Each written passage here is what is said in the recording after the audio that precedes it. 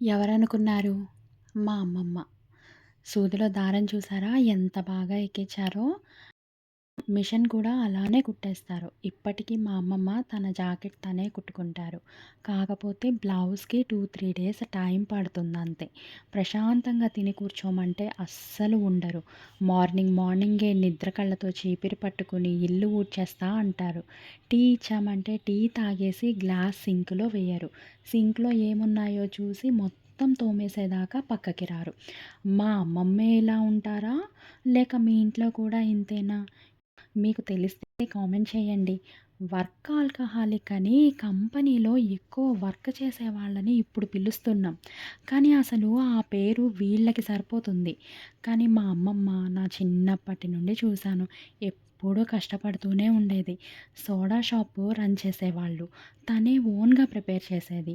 మా తాతయ్య RTC driver. ఎక్కువ డ్యూటీస్‌లోనే ఉండేవాళ్ళు. రకరకాల సోడాలు అమ్మమ్మే ప్రిపేర్ చేసేది.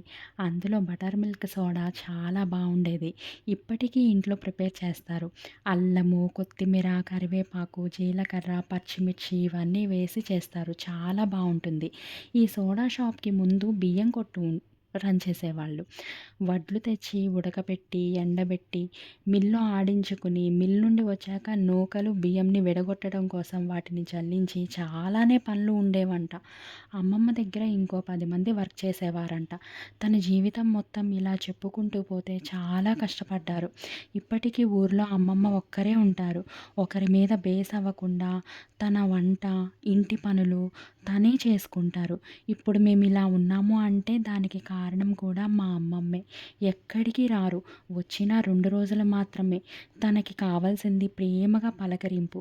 రోజుకి ఒకసారి కాల్ చేసి ఎలా ఉన్నావు? ఏం చేస్తున్నావు? అని అడిగితే చాలు. ఆ రోజు జరిగిన మ్యాటర్స్ అన్నీ చెప్పేస్తారు. ఎప్పుడూ ఒకరిని ఇబ్బంది పెట్టే మనస్తత్వం ఉండదు. ఆఖరిగా ఒక మాట, మా అమ్మమ్మ అంటే నాకు చాలా ఇష్టం. కానీ మా అమ్మమ్మకి మా అమ్మ అంటేనే ఇష్టం. ఇంతవరకు వచ్చి నా మాటలు విన్నందుకు చాలా థాంక్స్. వీడియో నచ్చితే ఒక లైక్ ఇవ్వండి. మా అమ్మమ్మకి ఏమైనా చెప్పాలి అనుకుంటే ఒక కామెంట్ చేయండి. ఫాలో అవ్వడం మాత్రం అస్సలు మర్చిపోవద్దు. Thank you.